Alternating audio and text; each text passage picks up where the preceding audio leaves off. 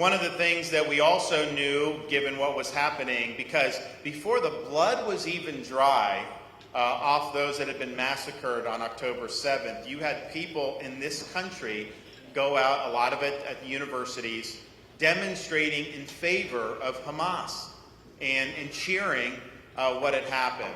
And I joke with people, I was born and raised in Florida, far away from elite academia, but I'm one of the few people in this country who got through both Harvard and Yale and came out more conservative than when he went in. That's not easy to do.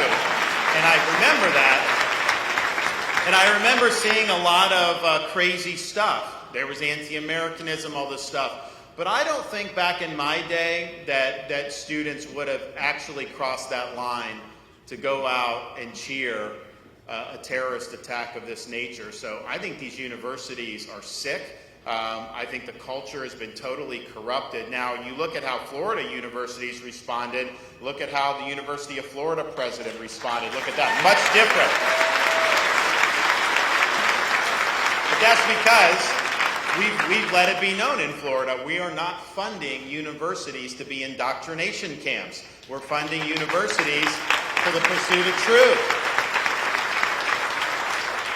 And, you know, I look at some of these students out there. Some of these are foreign students cheering for Hamas on a student visa. So I said very clearly, you know, when I'm president, you're here making common cause with Hamas on a student visa. I'm canceling your visa and I'm sending you home.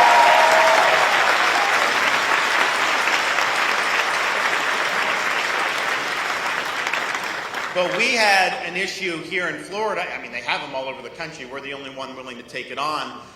We had to deal with this group called Students for Justice in Palestine. And the thing about it is people will say, you know, First Amendment, all that. And clearly, yeah, you do have a First Amendment right to oppose the U.S., oppose Israel, to even be very hateful in what you do. I mean, that's well established.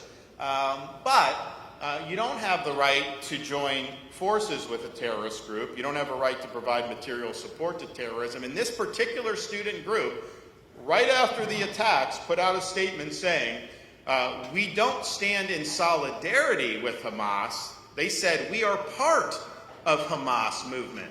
Well, okay, you're telling me what you are, so we deactivated Students for Justice in Palestine. I'm not dealing with this. Give me a break.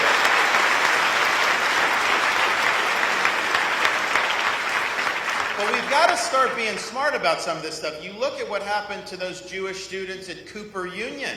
They're literally fleeing for their lives. I have a lot of people that I'm friends with that have college-age kids that are Jewish. They don't want to go to college campus. It's not even safe to be out there given how these universities have let the inmates run the asylum. But part of the reason it's gotten to this point is because for a generation we've neglected the intellectual rot in these universities.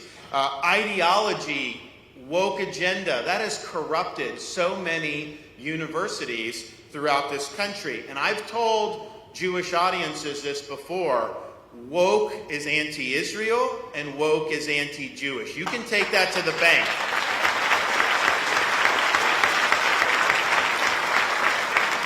And it also should just be said, you see some of these college students, some of these are bad apples, there's no question. Some of these people don't even know what the hell they're protesting, okay? They're out there, this is the new current thing. You know, when COVID happened, they put a mask in their profile or a syringe and this, and now somehow Palestinians is like their big cause celeb. They couldn't even find Gaza Strip on a map, and yet they're out there doing this. So some of it is just ignorance, but it doesn't excuse it. So in Florida, we've actually taken this on. Now in our universities, all tenured professors must undergo review every 5 years and can be let go for poor performance. So we're doing it right. We also have eliminated the so-called diversity, equity, and inclusion racket in our universities. Now,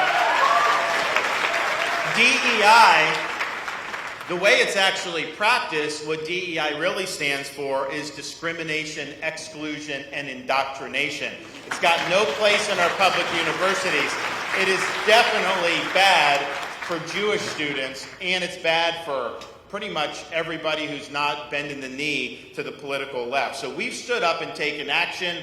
Our universities are much better off than what you see in other parts of the country, but we really need to get serious about all this.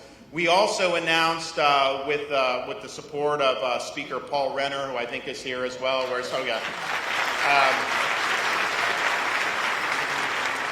That we're going to be expanding our state-based sanctions against Iran.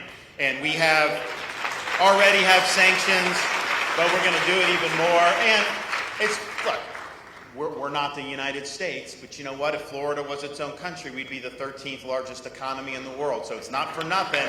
We have an impact. But any money that goes to Iran is used to fund jihad. That's what they believe in. That's their mission. And when Biden came in, he relaxed the sanctions. They've had billions of dollars go in for oil revenue over the last 2.5 years. I don't think the Hamas attack would have been able to happen without that money going from Iran to Hamas. And of course, they're also sending to Hezbollah. So if the federal government is not going to do anything, we're going to at least do our part. So we're having a special session of the legislature. We're going to knock out the Iran sanctions. We're going to do more security for Jewish day schools. We're going to do a lot of good things in that. And so I appreciate the Speaker's leadership on that.